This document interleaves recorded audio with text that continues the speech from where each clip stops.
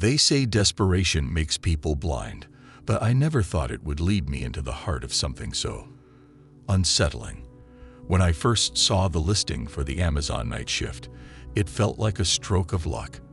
A simple job description, a quick application, and within minutes I was hired. Too easy, right? But there's something about easy that never sits well.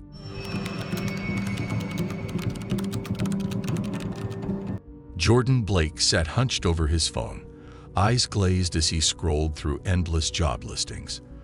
The screen was a blur of opportunities, most of them dead ends. He had spent the last few weeks drowning in rejections, his savings running thin, and the weight of desperation slowly crushing him. He didn't care about the details anymore. He just needed something, anything. Then, as if the universe had thrown him a lifeline, a notification pinged on his phone. Night shift at Amazon warehouse. Apply now. The description was simple. Too simple. He didn't even think twice before tapping the link and sending in his application. Within minutes, he had a confirmation email. He was hired. The rush of relief was immediate, but there was a gnawing feeling in his gut. Something wasn't quite right. Still, he pushed the thought away. He needed money, and the job was a job. He couldn't afford to be picky. The next evening, Jordan found himself standing in front of the massive Amazon warehouse. The place was enormous, stretching out in every direction like a hulking steel beast, its windows dark and uninviting. A few workers milled around outside, their faces pale in the glow of the dim streetlights. Jordan felt a chill run down his spine, not from the cold, but from the quiet. The air was thick with silence, broken only by the occasional hum of an unseen machine. Inside, the warehouse was even more imposing. The air was colder than outside, biting into his skin as he made his way through the enormous metal doors. The moment he stepped in, the world outside seemed to vanish. The vastness of the place was overwhelming, stretching endlessly in all directions. The ceiling seemed miles high, the floor a maze of cold concrete and empty spaces. The fluorescent lights flickered overhead, casting strange shadows that seemed to move when he wasn't looking. Jordan was so caught up in the eerie emptiness of the place that he almost didn't notice the woman standing in front of him, Ivy Collins, the supervisor. She was tall, with sharp features and eyes that never quite met his. There was something about her that made him feel uncomfortable. She stood rigid, her arms crossed, her gaze cool and distant as she looked him over. It was as if she was sizing him up, deciding if he was worth her time. "Jordan Blake," she said, her voice flat, almost rehearsed. "You're the new hire for the night shift." He nodded, unsure of what to say. She didn't smile. She didn't do anything that would make him feel at ease. Instead, she handed him a clipboard, her fingers cold as they brushed against his. "Let's go over the rules," Ivy said without any warmth in her tone, already turning away from him as if she expected him to follow. "Punctuality is key. Don't be late. The clock doesn't wait for anyone. And don't ask questions. There are rules here that you'll have to figure out on your own." Jordan nodded again, trying to keep up with her fast pace. He had so many questions. What kind of place was this? What did she mean by the clock? But Ivy didn't seem interested in explaining. She led him deeper into the warehouse, her steps echoing in the silence. As they walked, she casually mentioned something else, almost as an afterthought. "One more thing," she said, her voice dropping slightly. "The clock stops after midnight, and you don't want to be around when that happens." Jordan froze for a split second. He tried to catch her eye, to understand what she meant, but Ivy didn't even look back. The words hung in the air, heavy and strange. "I've been here long enough to know that it's best to follow the rules," Ivy continued, her tone now colder, almost warning. "Trust me, the clock is important. Just don't question it." Jordan opened his mouth to ask what she meant, but he quickly swallowed his words. There was something in her voice, a finality that shut down any curiosity. He wasn't sure if he was scared or confused. maybe a little of both. The rest of the orientation passed in a blur. Jordan couldn't shake the uneasy feeling that had settled deep in his chest. Every worker he saw seemed to have their heads down, moving quickly through the aisles, never speaking to each other. It was as if they were all caught in the same rhythm, quiet, robotic, distant. He couldn't help but feel like an outsider, like he didn't belong here. The silence in the warehouse was suffocating. The machines hummed low in the distance, but there was no sound of conversation, no laughter, no chatter like he was used to in other jobs. The air felt stale, like it had been trapped inside this cold, lifeless place for years. Every step he took echoed too loudly, and every glance at the workers only made him more uncomfortable. Their eyes never met his. Finally, Ivy led him to his workstation. She handed him a few sheets of paper, the only paperwork he had to fill out, and then walked away without a word. Jordan stared at the paper in his hands, unsure of what he was supposed to do. The clock on the wall ticked loudly, reminding him of the strange warning Ivy had given him. He glanced at the clock again. The second hand was moving unnaturally fast. In fact, it seemed to be ticking faster than it should have. His heart skipped a beat as the sound of it echoed louder in the empty room. A shiver ran down his spine. He shook his head, trying to push the thought away. It was just nerves, just his imagination playing tricks on him. But deep down, something told him it wasn't just that. Something was wrong. Something he didn't understand. Jordan looked around again. The shadows seemed to move a little too much, and the air felt colder than before, like it was waiting for something. He couldn't explain it, but he felt it, this oppressive, heavy feeling pressing down on him. And then, as he stepped further into the warehouse, the lights flickered, casting strange shadows across the walls. The hum of the machines grew louder, almost like a heartbeat. Something was watching him. Jordan took a deep breath and tried to push the fear aside, but the unease wouldn't leave him. It was there, hanging in the air like a thick fog. And as he stood alone in the vast, empty warehouse, he couldn't shake the feeling that he had just made a terrible mistake. Jordan was still getting the hang of the rhythm of the warehouse. The cold, empty halls stretched on forever, and every step he took echoed in the stillness. He barely noticed the passing hours until Quinn Riley approached him. Quinn's movements were slow, deliberate, like someone who had been there far too long. His face, always serious, had the sort of tired look that came from years of hard work, but there was something else, something unsettling. His eyes darted around constantly, as if checking the corners of the room for something Jordan couldn't see. "New guy, huh?" Quinn said, his voice low and rough. He didn't smile. His gaze lingered on Jordan for a moment longer than necessary, and it made Jordan's skin crawl. "I'm Quinn. You'll learn fast here." He looked over his shoulder before continuing, like he was making sure no one was listening. "But there's one thing you need to know, something they don't tell you in the orientation." Jordan straightened up, curiosity piqued. "What's that?"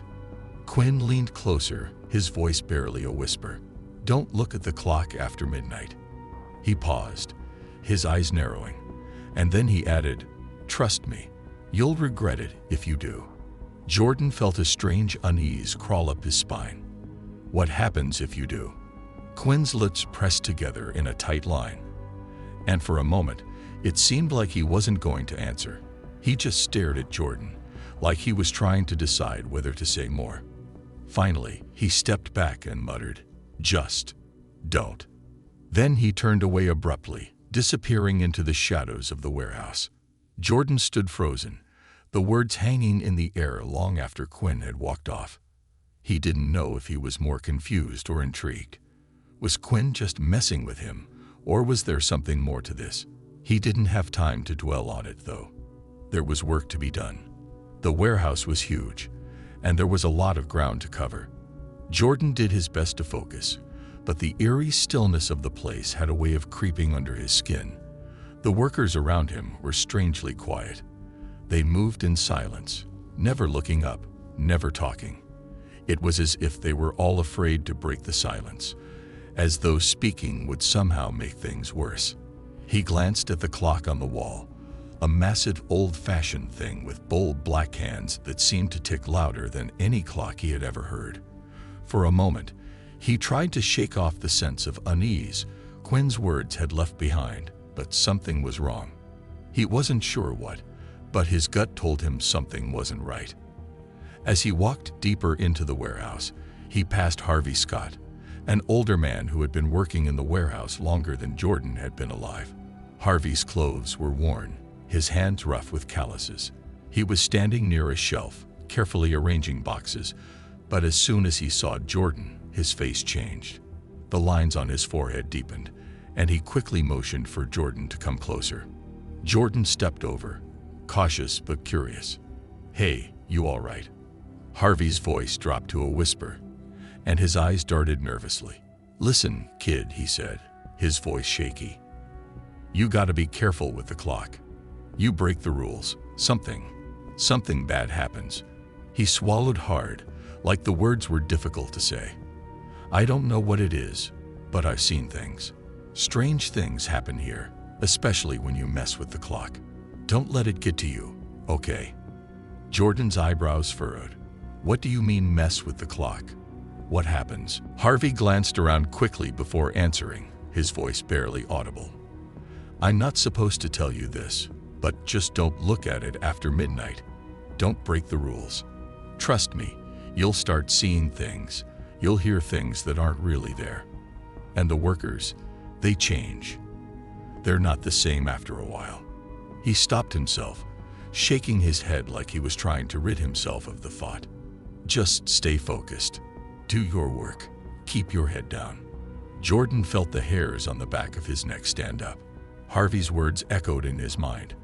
But before he could say anything more, Harvey turned away, quickly disappearing into the shadows of the warehouse. Jordan stood there, frozen in place, trying to make sense of it all. What was going on? What was this place? The clock on the wall ticked again, its sound cutting through the silence. Jordan couldn't help himself. He glanced at it. The second hand moved unnaturally fast, like it was racing through time, skipping minutes, jumping seconds. For a split second, the hand seemed to twist and warp before his eyes, like they weren't just measuring time, they were controlling it.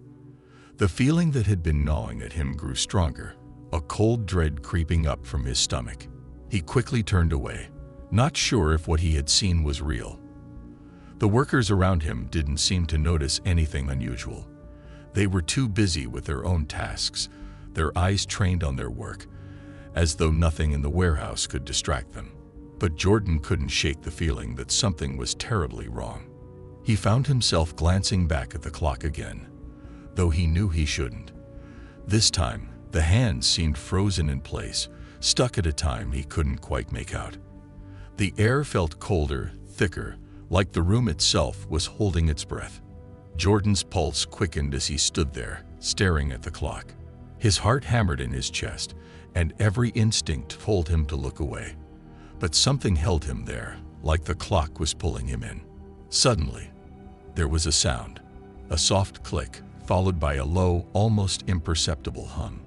Jordan's eyes darted around the room, but no one else seemed to hear it. The workers continued their tasks, moving in and out of the aisles, their faces blank. Then, a whisper. It wasn't from anyone nearby. It came from somewhere deeper in the warehouse, as though it was being carried by the wind, or maybe something else.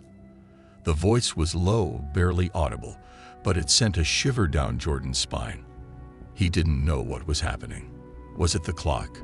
Was it the rules? Was it all just a trick of his mind? He shook his head, trying to focus, but the sense of unease wouldn't leave.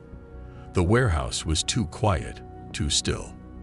And the clock, ticking away in the background, felt like it was counting down to something Jordan wasn't ready for. The rules were clear. Don't look at the clock after midnight. But in that moment, Jordan wasn't sure if he had already broken them. And if he had, what would happen next? Jordan couldn't take it any longer. The silence was eating at him, gnawing away at his sanity. He had to know what would happen if he broke the rule. He had to see the clock at midnight. He had ignored Harvey's warning, and now his mind wouldn't let him rest until he knew for sure. As the seconds ticked by, Jordan found himself standing in the dimly lit corner of the warehouse, the clock hanging on the wall in front of him. He glanced at his phone. It was almost midnight. His heart pounded in his chest, each beat louder than the last. He could feel the weight of the moment pressing down on him. At exactly midnight, the room seemed to shift. The hum of the machines grew louder, then quieter, almost like a deep rhythmic pulse beating through the walls. But that wasn't the worst part. The worst part was the workers. They froze, every single one of them, standing still like mannequins, their bodies caught mid-motion. Some were lifting boxes, others were pushing carts, their faces locked in strange expressions, blank, empty, as if nothing could break through their frozen states. Time felt like it had stopped completely. Jordan's breath caught in his throat. He tried to call out, but no sound escaped his lips. The air felt thick, suffocating, like the world itself had paused for a split second. And then the flickering began. It started small, just a few shadows dancing across the walls, like the light couldn't decide where to land. But then the flickering spread. The walls seemed to ripple, like they weren't made of solid material, but something soft, something that could be distorted with a single thought. The machines, the lights, everything around Jordan began to warp, shifting in and out of reality. He felt his head spinning, his vision blurring, as if the whole warehouse was collapsing in on itself. Through the chaos, a figure appeared in front of him. Ivy Collins. She stood there, calm and still, her cold eyes locking onto his with an unsettling intensity. The flickering stopped, but the tension in the air only grew heavier. Ivy's presence felt like a weight pressing down on Jordan's chest, suffocating him. "You," she said, her voice as emotionless as ever. "You broke the rule." Her words were icy, each one slipping past her lips like a shard of glass. "You can never unsee it now." The finality of her statement sent a chill running through Jordan's bones. Her gaze never left him, her eyes burning with an unspoken knowledge. As if she knew something he didn't, as if she had been waiting for this moment. Jordan couldn't speak. He wanted to. He wanted to ask her what was happening, why everything was changing. But his throat felt dry, like the words couldn't leave his mouth. The warehouse around him was wrong. The walls, the workers, the machines, they all felt out of place, like he had stepped into a different version of the world. His mind raced, trying to understand what he was seeing, but the more he tried, the less he could make sense of it. The shadows began to twist, moving unnaturally, curling and uncurling like tendrils reaching out for him. He could hear whispers now, soft, unintelligible, coming from every direction. It was as if the warehouse had come alive, its very walls speaking to him in a language he couldn't understand. His heart thudded in his chest, his palms sweating as the oppressive atmosphere wrapped around him. Ivy stepped forward, her footsteps unnervingly quiet on the cold concrete floor. "You've seen too much now," she said, her voice barely a whisper. "You can never go back.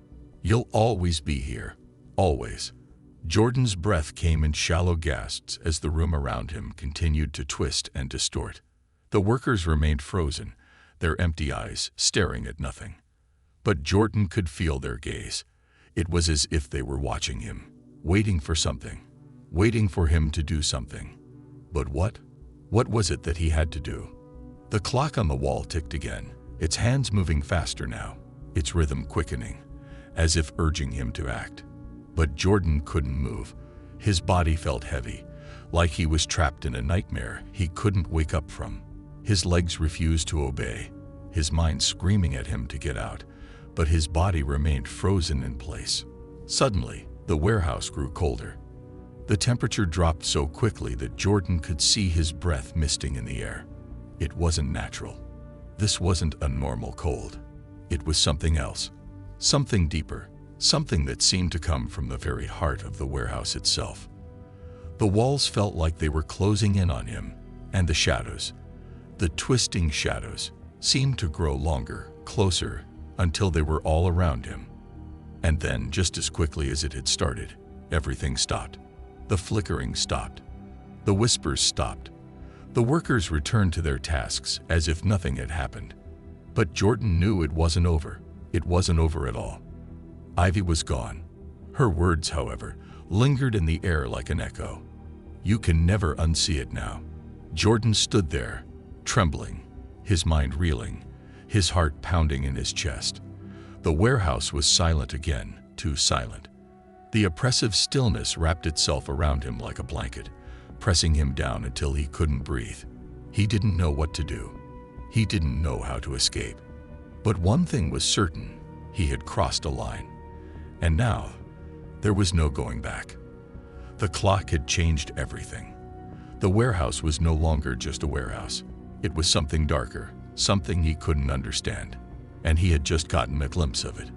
The question now was, what would happen next? Jordan couldn't stop thinking about what had happened the night before.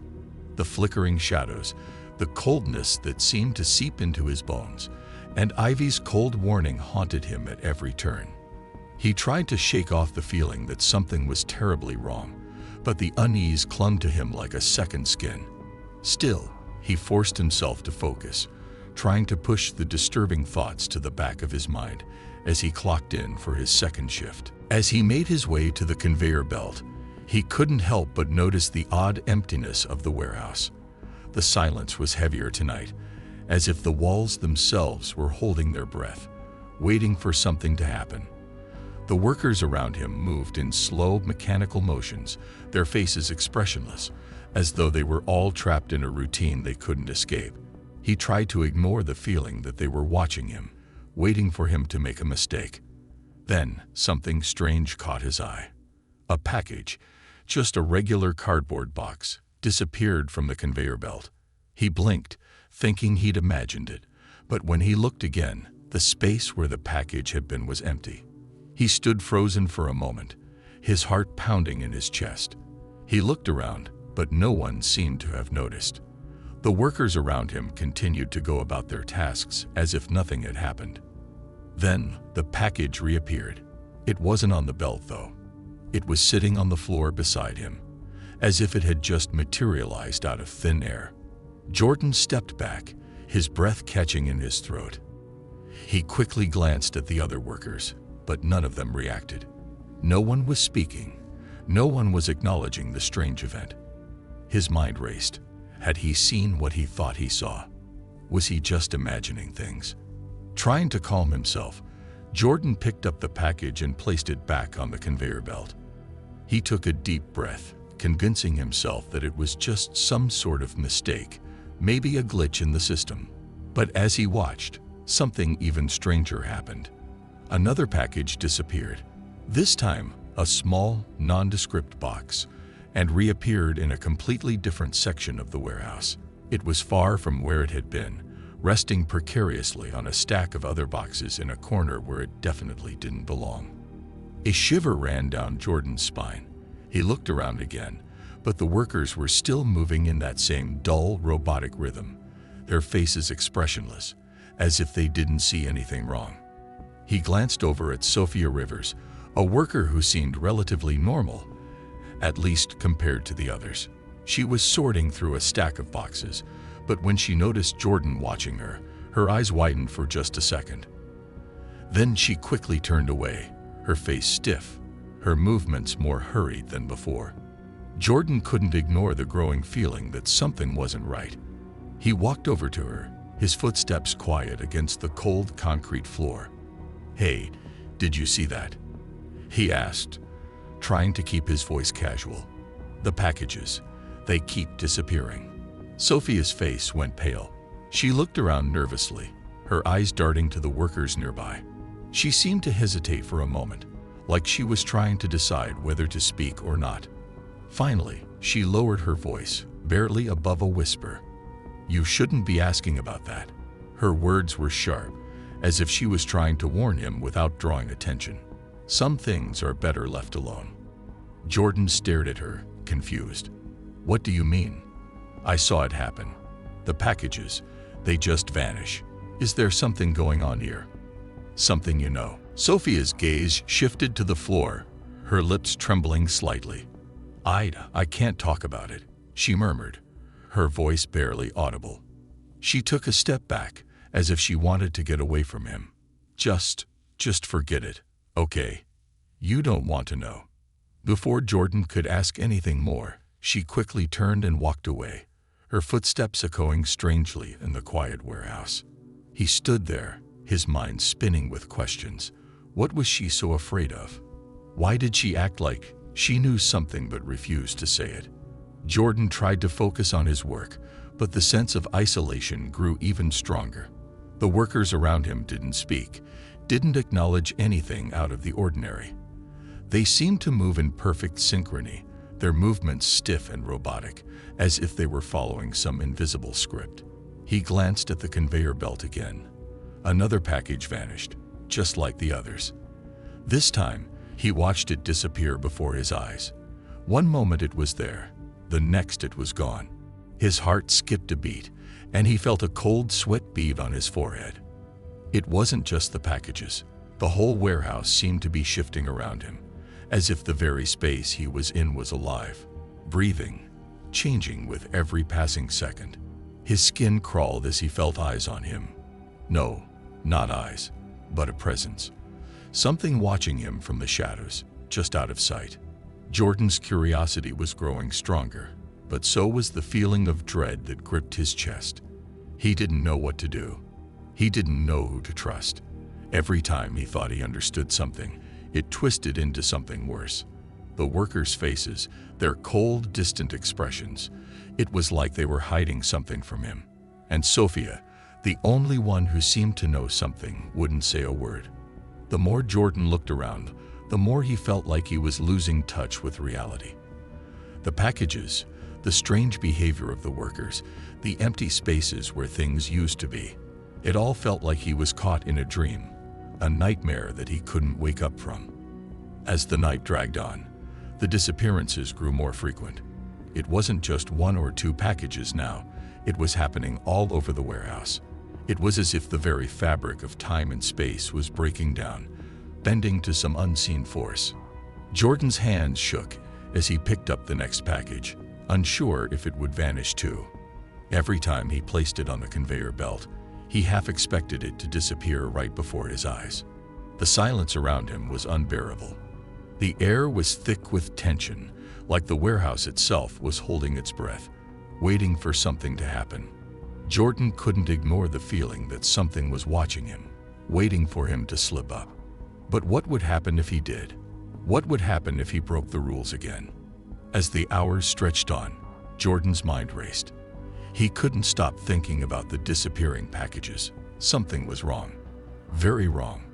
And the more he thought about it, the more certain he became that the warehouse wasn't just a place of work. It was something much darker, something that hid its secrets in plain sight. And Jordan had already seen too much to turn back now. The question was, what would happen when the clock struck midnight again? The night stretched on, the hours dragging like a heavy weight around Jordan's chest. Every minute felt like an eternity. His mind buzzed with unease, trying to make sense of everything that had been happening in the warehouse. The strange rules, the disappearing packages, the cold eyes of Ivy Collins, and the growing tension in the air. It all felt like something was building, something he couldn't yet understand, but could feel pressing in around him. His eyes kept darting toward the clock, though he was terrified to look directly at it. The haunting thought of time bending had made him too wary to even glance at the hands anymore. As Jordan worked, the weight of the warehouse's stillness settled deeper into his bones.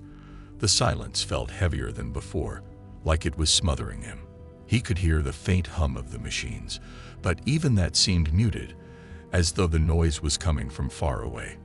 He tried to focus on the tasks at hand, but there was something else now, something that made his skin crawl, something that he couldn't shake.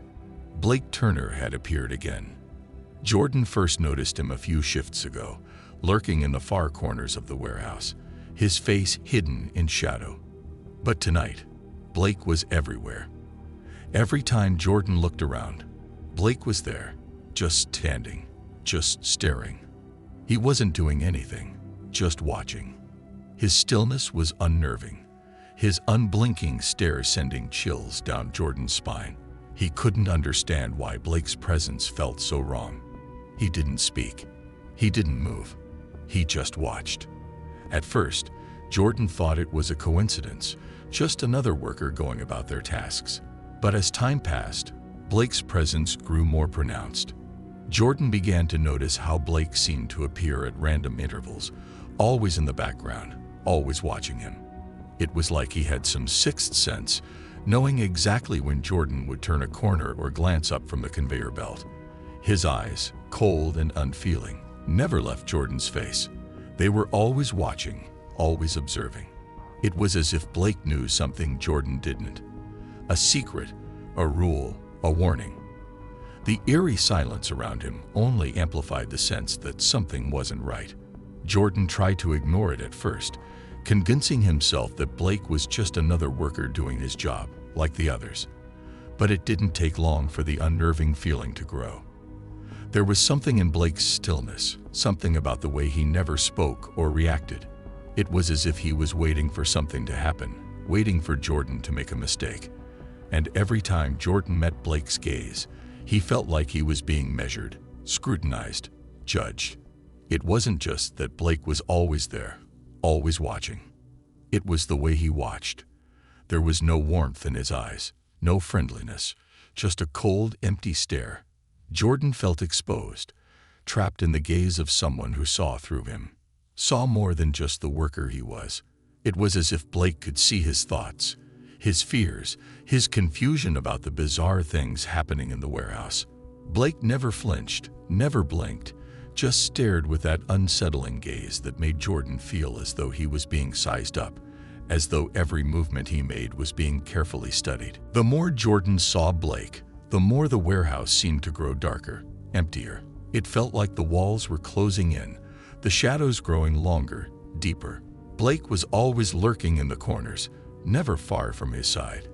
Even when Jordan tried to focus on his work, the feeling of being watched lingered in the air like a suffocating fog. Blake never spoke, never moved, but Jordan couldn't shake the feeling that he was always just a step behind, always there, just outside of his peripheral vision. Every time Jordan tried to brush off the sensation, Blake would appear again, watching him from the shadows, a silent figure in the background. The other workers seemed oblivious, or perhaps they were just too afraid to acknowledge him. It didn't matter. What mattered was the growing certainty in Jordan's mind. Blake wasn't just a worker. He wasn't just another night shift employee. He was something else, something far more unsettling. Jordan began to wonder if Blake was part of the rules, a living, breathing reminder of the strange, twisted forces that governed the warehouse.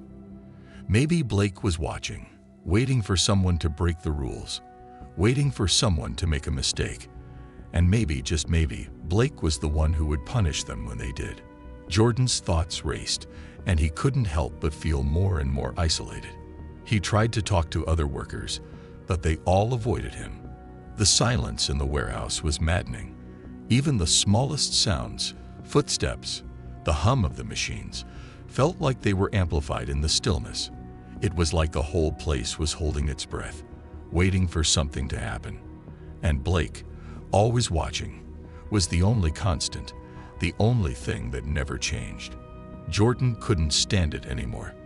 He had to know more. He had to understand what Blake was doing, why he was always watching.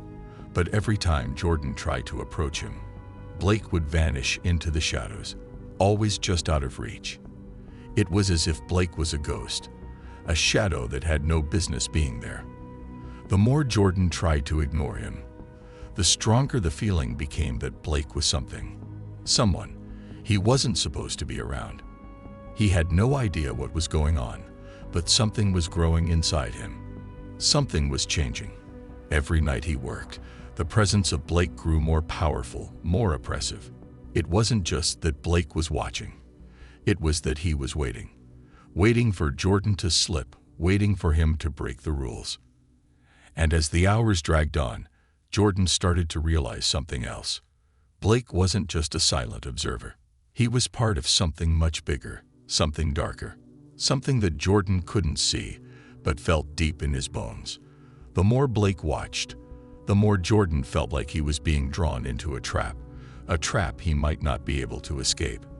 The whispers started softly, barely audible over the hum of the machines. At first, Jordan thought it was just the wind or some odd machinery noise, but as the hours passed, the whispers grew louder, more distinct. They seemed to come from nowhere, like voices echoing from the walls themselves. He couldn't make out the words, but there was a rhythm to it, an almost urgent tone that sent shivers down his spine. It wasn't just the sound that made him uneasy. It was the feeling that came with it. The voices felt like they were for him, as though they were reaching out, trying to grab his attention. At first, Jordan tried to ignore it. He focused on the job, working faster, trying to push the sounds from his mind. But the whispers didn't stop. They only grew louder, more insistent. He could almost feel the air around him shift, growing heavier and colder. His breath formed tiny clouds in front of him, and the chill spread up his spine. It was then that he noticed her, Ava Morales. She had been working in the same area, but Jordan hadn't seen her approach. Ava was one of the few workers who had always kept to herself, but tonight she was different. Her face was pale, her eyes wide with fear. "Jordan," she whispered, her voice trembling as she stepped closer. "You hear them, don't you?"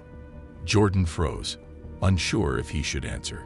He wanted to tell her it was nothing, that it was just his imagination running wild, but the whispers in the air seemed to demand his attention.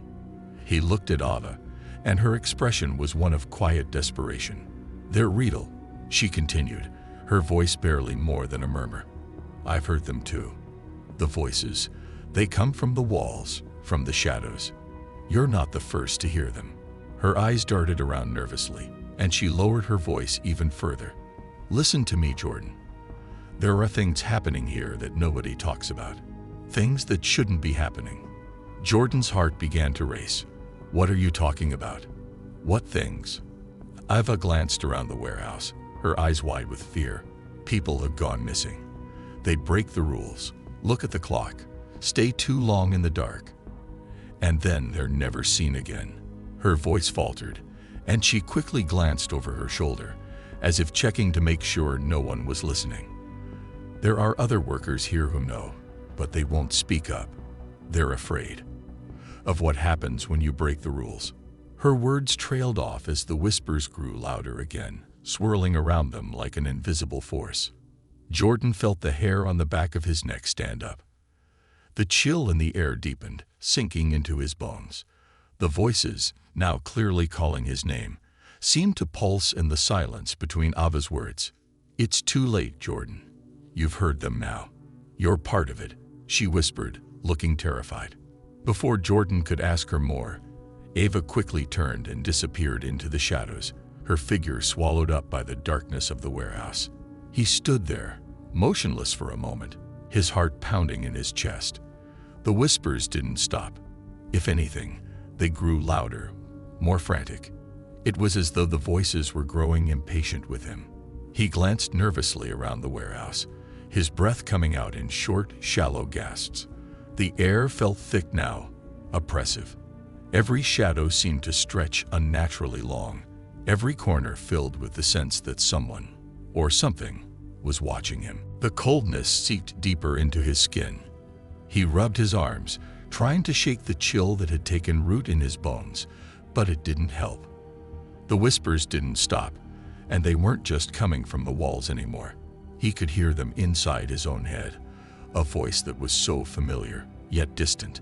It was as if the warehouse itself was speaking to him, its cold, hollow voice calling him, urging him to listen, to follow. He tried to shake the feeling, to tell himself it was just the stress of the night shift, the fatigue playing tricks on him. But deep down, he knew it wasn't just in his head. The whispers were real. Ava's warnings about the rules haunted him, and his curiosity gnawed at him. He couldn't help but wonder what had happened to those workers who had vanished. What had they seen? What had they heard? And more importantly, what was going to happen to him? He turned and walked briskly down the dimly lit aisle, hoping to shake off the cold feeling that clung to him like a shadow. The whispers grew louder, as if following him, urging him forward. He kept his eyes fixed on the floor, trying not to look up at the clock, though he could feel it looming over him. The seconds ticked away, each one carrying him closer to something he couldn't understand, something he wasn't sure he wanted to. As the whispers in the warehouse continued to swirl around him, the temperature dropped even further. The cold was biting now, stinging his skin, seeping through his clothes. His breath formed little clouds of vapor in the air, and for the first time, he began to wonder if Ava was right, if something was watching him, if something knew. The night felt heavier than usual, the oppressive silence pressing down on Jordan's chest as he wandered through the cold, empty warehouse. He had been working for weeks now, but something felt different tonight. There was a tug in his gut, a pull that urged him deeper into the warehouse. It was as if something was calling to him, something he couldn't ignore. And then, in a quiet corner of the warehouse, he saw it, a door. It wasn't marked. It wasn't even part of the normal layout. It was hidden away, tucked in a secluded part of the building, far from where anyone would normally go. His heart raced, and for a moment, he froze. He knew he shouldn't go near it. He had learned by now that there were rules at the warehouse, and breaking them came with consequences. But curiosity was a powerful thing, and it was pulling him closer. Jordan moved toward the door slowly, his footsteps muffled by the cold concrete floor. His hand reached for the handle, but just as his fingers brushed against it, a voice echoed out of nowhere. It was low, cold, and commanding. "Don't go inside." Jordan spun around, his heart skipping a beat. There, standing in the shadows, was Zane Walker.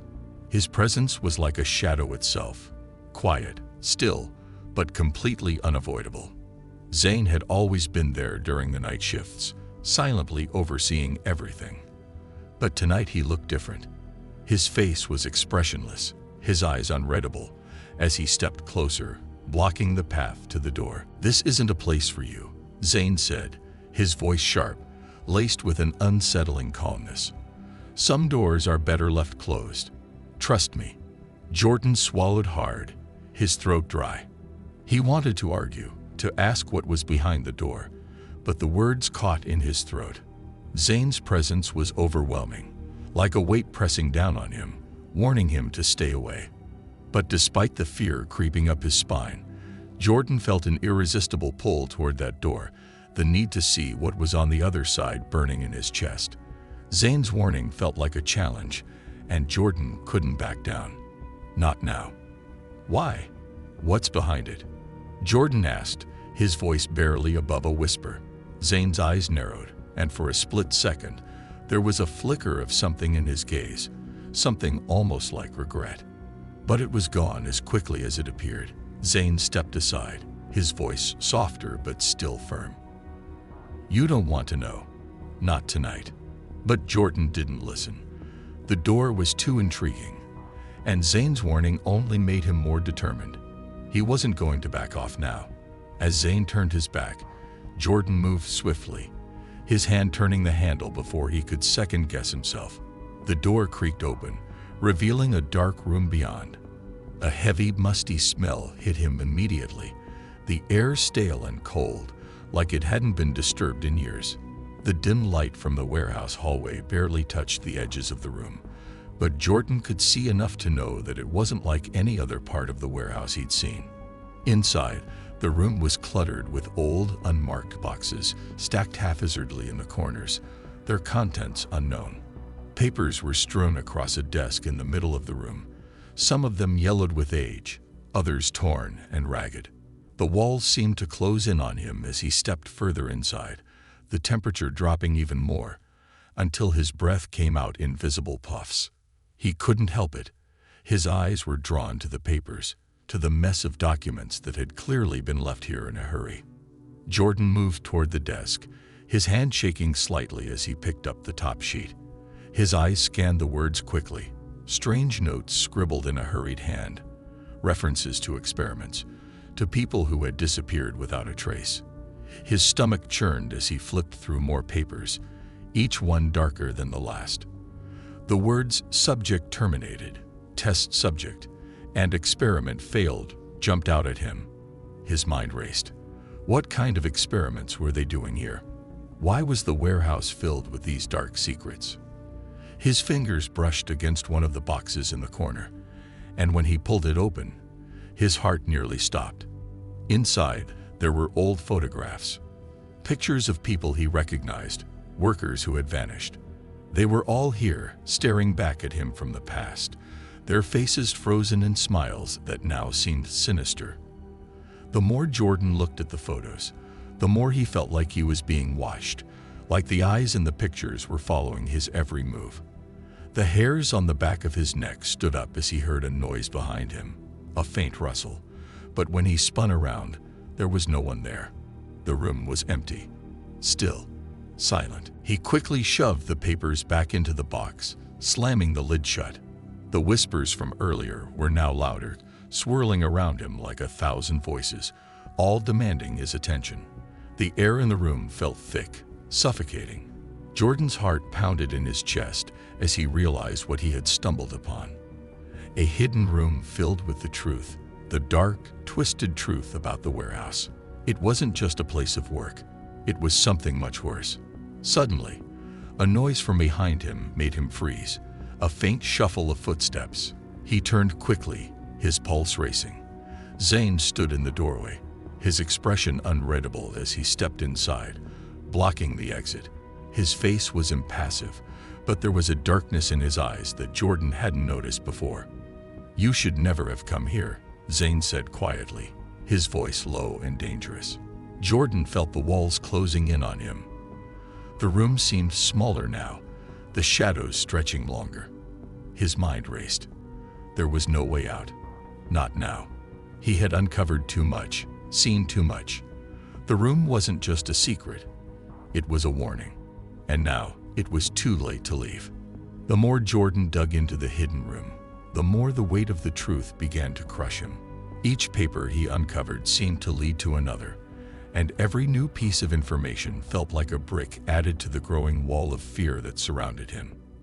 His hands trembled as he flipped through a set of documents that had been buried under stacks of old files. They were labeled with a name he had seen before, Lena West.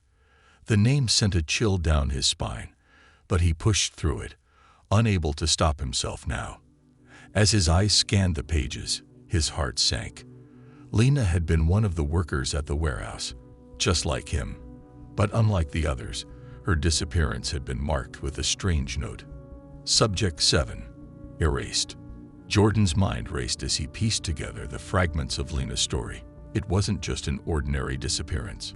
Lena had been involved in the same experiments that had been happening in the warehouse for years, experiments that used the workers as test subjects. The documents were filled with chilling details, scribbled in the same hasty, frantic handwriting. It became clear that Lena had been part of a failed experiment, one that had gone terribly wrong. The more Jordan read, the more he realized that the warehouse wasn't a regular workplace. It was a testing ground, a place where workers were used for experiments they didn't even know they were part of. And Lena, she had been one of the first to pay the price. The experiments, it seemed, were about altering people in ways that were far beyond anything Jordan had ever imagined. They had been testing something dark, something unnatural. Some of the notes hinted at changes in the body, strange reactions, even the ability to erase someone entirely from existence. At first, Jordan couldn't even understand what it meant. How could someone be erased? But as the pieces started falling into place, he realized that Lena hadn't just disappeared. She had been erased from everyone's memory. No one remembered her, no one mentioned her, and even the records of her existence were being systematically destroyed. Lena had been swallowed up by the very system she had worked for. Jordan felt a cold sweat break out across his skin. He glanced around the dark room, his mind racing with the implications. The shadows in the warehouse seemed to be stretching, twisting unnaturally around him, as though they were trying to reach out and grab him. The air felt thicker now, more suffocating, and as he continued to read through the papers, the walls around him seemed to pulse, as if the very building was alive. The whispers from earlier had returned, but they weren't just whispers anymore. They were louder, more distinct, and they seemed to be speaking directly to him. They warned him to stop, told him he was getting too close, that he should turn back before it was too late. But Jordan couldn't. He had to know what had happened to Lena, what had happened to all of them. He had to understand the full extent of the darkness that had been hiding in this warehouse for so long. But the more he read, the more it became clear that Lena wasn't the only one. The missing workers, all of them, were part of the same experiment. They had been used, discarded, and erased. Their names had been wiped from history, and now their bodies were gone too.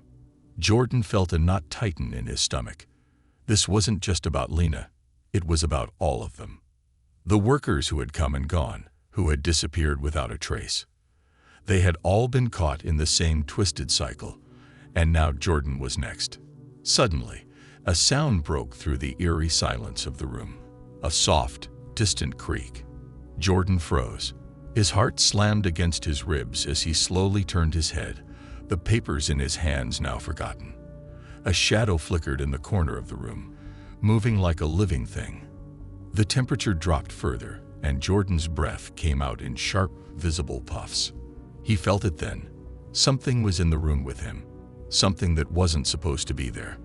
The whispers grew louder, and a low, unsettling voice seemed to echo through the walls. "You shouldn't have looked," it said, so softly that it was almost a whisper. Jordan turned quickly, his body stiff with fear. But there was no one there. The room was empty. Or so it seemed.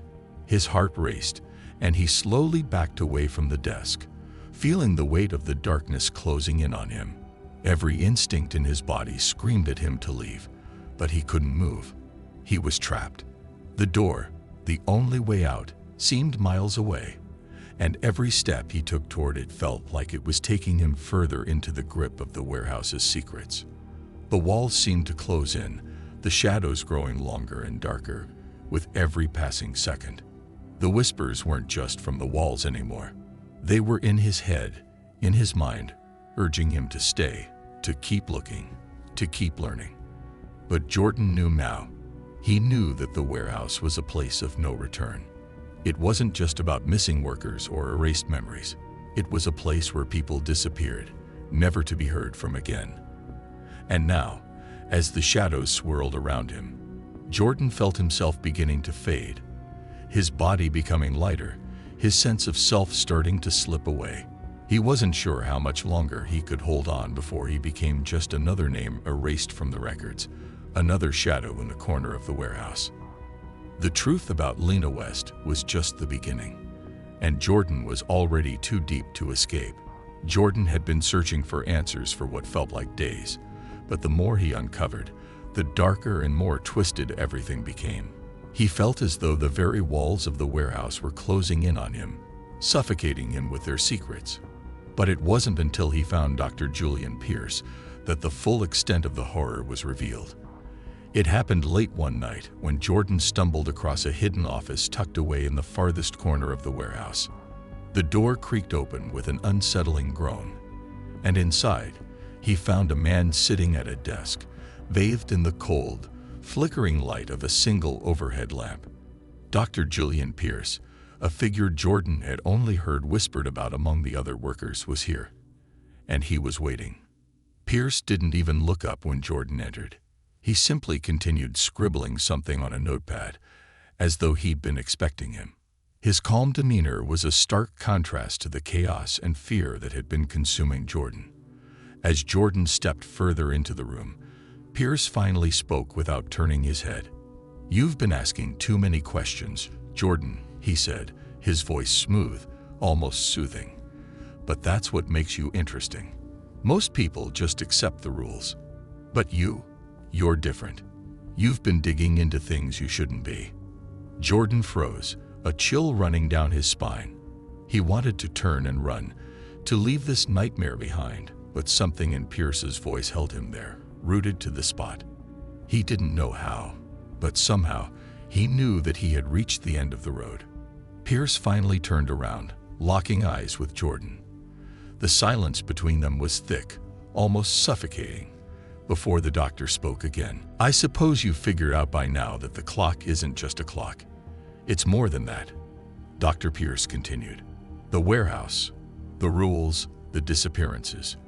It's all part of a much bigger operation. You're a part of it too, whether you like it or not." Jordan's heart pounded in his chest as Pierce stood up from his desk, walking slowly toward him. His voice was calm, almost like he was explaining something simple, something ordinary, but Jordan could hear the darkness lurking behind every word. "The clock, Jordan, is not just a tool. It's a device, a key. It alters time itself, bends it. The workers, well, they're not just workers. They're trapped in a cycle, a loop. They keep working, day after day, but it's always the same. The time, the hours, they never really pass. Not in the way you think. Every night at midnight, the clock resets. The world resets. The workers, they're caught in it, over and over again, for eternity." Jordan's breath caught in his throat.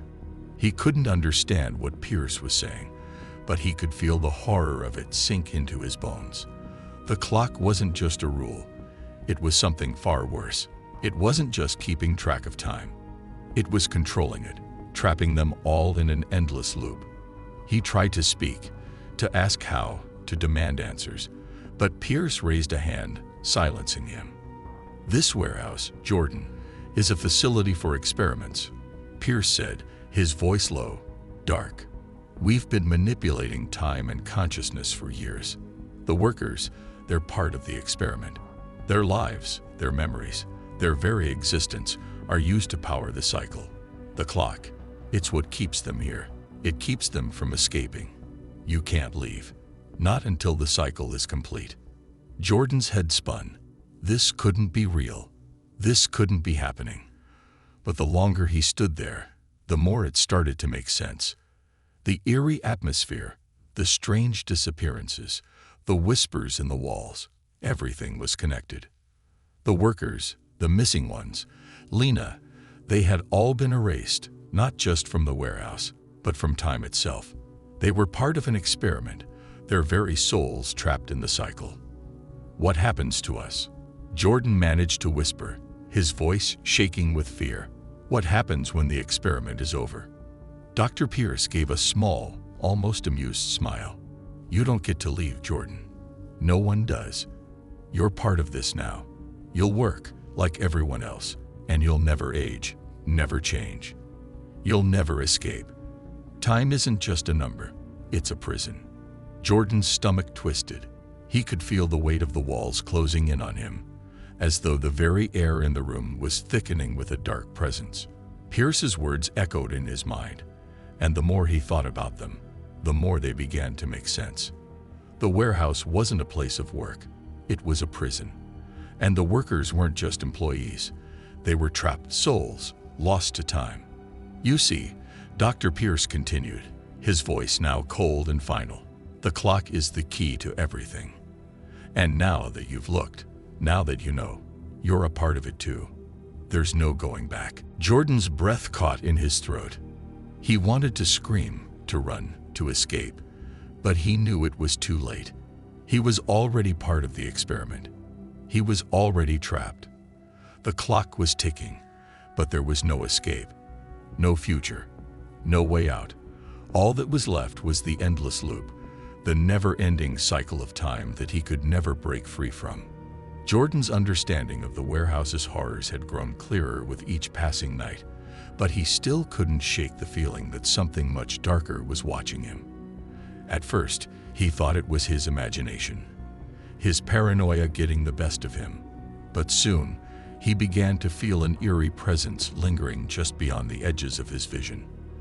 There were whispers, soft and cold, like a breeze brushing against his skin. But when he turned to look, there was nothing there. One night, as the workday neared its end, Jordan walked through the dark, empty aisles of the warehouse, trying to make sense of everything he had learned. He was desperate for answers, but nothing seemed to make sense anymore. The walls felt like they were closing in, the air too heavy to breathe. It was then that he heard it, a faint rustling behind him. He spun around, his heart racing, but again, there was nothing there. Nothing except the usual dim glow of the overhead lights and the shadows that stretched unnaturally across the floor. But as Jordan took another step, the rustling came again, closer this time. He stopped, his breath shallow, his body tense with fear. He wasn't alone. Slowly, he turned his head, eyes scanning the shadows that clung to the walls.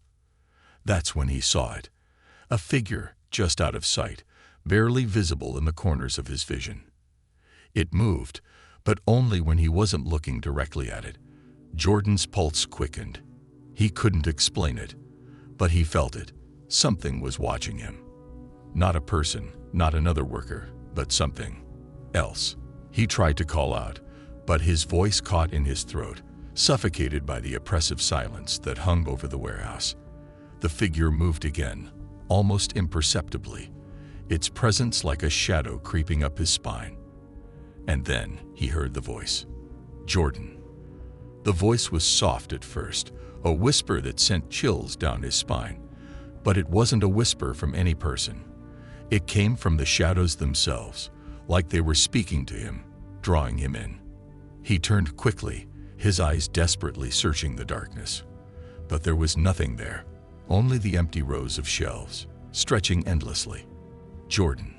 It was closer now, but still unseen. His heart raced as the whispers continued, slithering around him like cold fingers on his skin. "Do you want to escape, Jordan?" The voice asked, its tone sweet and tempting. "I can show you the way." Jordan's head spun with confusion and fear. Escape. He had been dreaming of an escape since the moment he had first stepped into this hellish place. But something about the voice didn't sit right with him. He couldn't shake the feeling that it was luring him into a trap, promising something it couldn't deliver. He hesitated, his mind torn between the hope of freedom and the gnawing sense that he was being manipulated. The voice had stopped speaking, but its presence was all around him now, thick and heavy. He couldn't see the figure, but he could feel it, watching, waiting. "Who are you?" Jordan finally managed to ask, his voice trembling. The shadows seemed to stir at his words, and for a moment, Jordan thought he saw a shape flicker in the dark, but it was gone as quickly as it had appeared. "I am the Seeker," the voice replied, now closer than ever, its tone filled with something dark and ancient. "I am the one who watches. I am the one who feeds." Jordan's stomach churned. The Seeker. He'd never heard of anything like it before, but the name sent a shiver down his spine. He didn't understand what it meant, but the way the voice whispered it, like a dark secret, made him fear that he didn't want to know. "Feed," Jordan repeated, his voice barely above a whisper. "Yes," the Seeker answered, its voice sending ripples of cold through the air. "I feed on those who break the rules, those who go too far, who seek what should not be found. And you, Jordan, you have crossed the line." Jordan's mind raced, his pulse pounding in his ears. The rules, the clock, everything he had uncovered. It was all connected. He had been digging too deep, asking too many questions, and now the Seeker was here to collect. "Don't you see?" The Seeker continued, its voice growing more sinister. "You've been part of the experiment from the start. You thought you were different, but you're just like the others, a pawn in a game you can't understand. There is no escape, Jordan. No way out." Jordan felt his legs tremble beneath him. It was true. Everything had been a lie. The clock, the strange disappearances, the whispering voices, all of it. The warehouse was a trap, and he was just another lost soul caught in its web. The seeker was part of it, feeding off his fear, his curiosity. It was the one thing that had been watching him all along. Why? Jordan choked out. Why me? The seeker's laugh was soft, almost gentle, but it sent a jolt of terror through Jordan's chest. Why not you? You've broken the rules. You've looked where you shouldn't have. And now, you're mine. The air around Jordan seemed to grow colder, heavier. He could feel the darkness closing in, suffocating him. And for a brief moment, he wondered if he would disappear, just like the others. Maybe he already had. Maybe he was never meant to leave. The seeker's voice echoed around him, softer now, like a fading whisper. There is no escape, Jordan. You're part of the cycle, forever. And then, as quickly as it had come, the voice was gone. The darkness retreated and the cold air eased. But Jordan knew it was still there, watching, waiting. The seeker had claimed him, just like it had claimed so many others before him. And now he was trapped, forever a part of the warehouse's twisted cycle. Jordan's legs felt like lead as he walked deeper into the warehouse, the silence around him growing more suffocating with every step. He had barely recovered from the chilling encounter with the seeker, yet now he faced something far worse, a confrontation he had been dreading. Damien Fox, the warehouse manager, appeared from the shadows, his face expressionless, but his eyes cold and calculating. Jordan stopped in his tracks, his heart pounding in his chest as the weight of the moment settled over him. Damien had always been a distant figure, silent, looming in the background, but now it was clear that he held the key to everything. The rules, the experiments, the twisted reality of the warehouse. Jordan.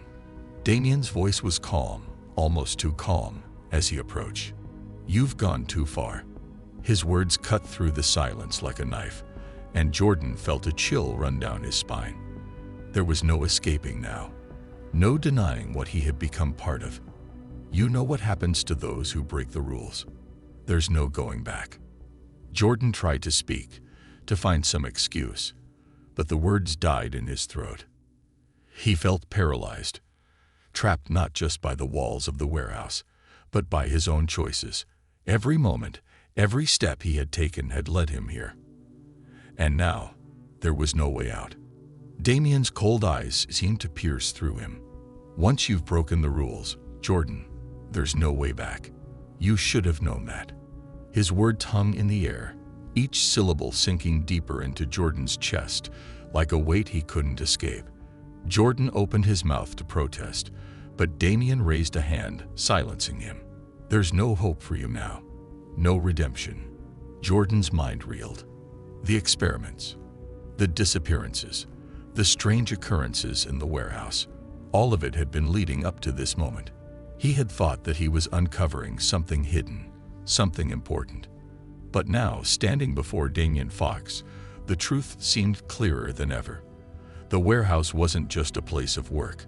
It was a prison, a place designed to feed off the souls of those who dared to step too far. And Jordan had stepped too far. There was no escaping now.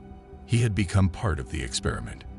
You're not the first to come this far, Damien continued, his voice softer now, as if explaining something Jordan should have already understood. And you won't be the last. Every person who steps foot in this warehouse is just another test subject, another piece in the cycle. Time doesn't work the way you think here. It bends, it shifts, and it traps you. There's no end, no beginning, just an endless loop. Jordan felt a cold sweat break out across his forehead. His breath was shallow as he tried to take in what Damien was saying. Time bending, endless loops. The more he thought about it, the more it made sense. The strange way the hours seemed to stretch, the workers who came and went, always the same. He had felt it, the distortion. He had lived it. And now he realized it was all part of a much larger, much darker experiment. The air around him grew heavier, and the sound of the clock ticking echoed through the warehouse, louder now, as if it were marking his every breath. Jordan turned to look at it, his eyes drawn to the face of the clock. But this time, He didn't look away. The hands were frozen at midnight, a perfect, unblinking stare into the heart of the warehouse's twisted reality. And then something changed. Time shifted. It wasn't a sudden snap or jolt. It was a slow, creeping shift. The walls seemed to lean in closer, the shadows lengthening, stretching toward him like they were alive. The hum of the machines grew louder, almost deafening, but it was the clock that held his attention. The hands began to move, but they didn't move like they should. They twisted, contorted, spinning in strange, impossible patterns, as if time itself were breaking apart. Jordan's heart raced as the world around him seemed to warp, the edges of his vision flickering. The floor beneath him felt uneven, like it was shifting under his feet. He tried to take a step, but his legs wouldn't obey him. He felt as though he were trapped in a dream, or worse, a nightmare from which he could never wake up. Damien's voice broke through the chaos, calm and steady. "You've crossed the line, Jordan. You thought you could escape, but now you see. The warehouse doesn't just control the workers, it controls time. Your time. And now that you've broken the rules, you're part of the cycle. Forever." The words hit Jordan like a punch to the gut. He opened his mouth to protest, but no words came out. It didn't matter. Nothing mattered anymore. He was already caught in the web, trapped in the loop. The clock ticked, its sound growing louder, deafening. And as the hands of the clock twisted and turned, Jordan realized with a sickening certainty that he would never escape. The warehouse had claimed him, just as it had claimed everyone else who had dared to break its rules. He was lost in the cycle now, caught in the endless loop of time, where there was no end and no beginning. Just the cold, oppressive silence of the warehouse, the hum of the machines, and the ticking of the clock, marking every moment as he slowly faded into the darkness. And as the clock struck midnight once again, Jordan knew it wasn't just a new hour. It was the start of something far worse. It was the start of his forever. Jordan's mind was spinning as he stood there in the middle of the warehouse, the thick, suffocating silence pressing down on him. The clock, frozen at midnight, seemed to pulse with a life of its own, and the walls felt like they were closing in around him. He had broken the rules. He had seen too much. And now, as the reality of his situation fully settled in, he realized there was no escape. Not really. But then, just as Jordan thought the weight of it all would crush him, he felt it, a presence just beyond his sight. The air grew colder, a chill that crept through his skin and settled deep inside him. Slowly, almost imperceptibly, the shadows in the warehouse shifted. From the darkness emerged the Seeker.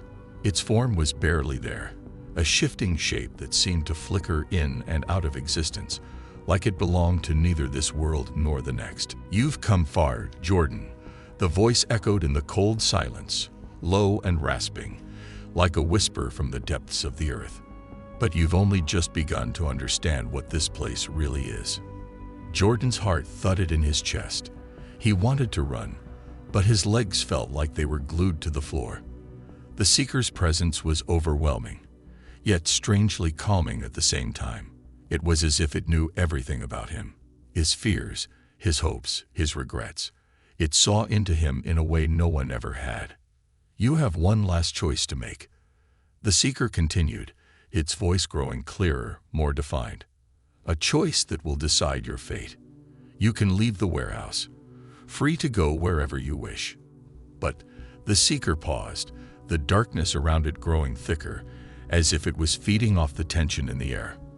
"But if you choose to leave, you will become part of the cycle forever. Trapped, a shadow of yourself. Your soul will be lost, just like the others who have come before you." Jordan felt the words sink deep into his chest, their meaning hitting him harder than he expected. The idea of leaving, of breaking free, was tempting. But the price was unimaginable. He would never be truly free. His soul would be tied to the warehouse, to the twisted experiments, to the eternal cycle that he had already become a part of. And the thought of that, of becoming nothing but a shadow, made his stomach turn. But the seeker's voice softened, almost coaxing. If you stay, if you choose to continue, you will become a part of the next experiment. You will take your place as another worker. You'll help us. You'll serve, but you will be real. You will remain yourself. And when the experiment is over, you will be free. Jordan could feel his heart racing. The choice hung before him like a dark, yawning abyss. He wanted to escape. He wanted to leave, to find his way out of the nightmare he had stumbled into. But was the cost worth it? Could he live with becoming a shadow of himself? Or was the safer choice to stay and fight, to become part of the experiments but keep his mind and soul intact? The seeker's figure flickered in the dim light, its presence growing stronger with every passing second. Time is running out, it said, its voice a soft hiss. Make your choice. Jordan's mind was a whirlwind, torn between two impossible options. The fear of becoming lost forever was suffocating, but the idea of staying, of becoming part of the warehouse's dark operations, was just as terrifying. There was no good answer, no escape that wouldn't cost him something vital. The clock ticked in the background, louder now, a constant reminder of the passing moments. As the seconds stretched on, Jordan felt his mind split in two, torn between his desire to escape and the knowledge that there was no real freedom here. He could feel the seeker's cold gaze on him, waiting, watching, as if it already knew what he would decide. And then, without warning, Jordan took a step forward, his heart pounding so loudly in his chest that he could barely hear the ticking of the clock. He was moving, but for what? Was it toward freedom or deeper into the nightmare? The seeker's form seemed to shift in the shadows, its eyes never leaving him. "You've made your choice," the seeker whispered, the words filled with a strange mixture of satisfaction and pity. "But remember, Jordan, there is no true escape." With one last, shuddering breath, Jordan stepped into the unknown. The shadows swallowed him whole, and the warehouse fell into an eerie silence. The clock ticked once more, and then everything went dark. The fate of Jordan, the warehouse, and the twisted experiment he had become a part of was left uncertain, hanging in the air like the faintest whisper. The story ended, but the cycle, the terror, and the mystery continued, as endless and unyielding as time itself.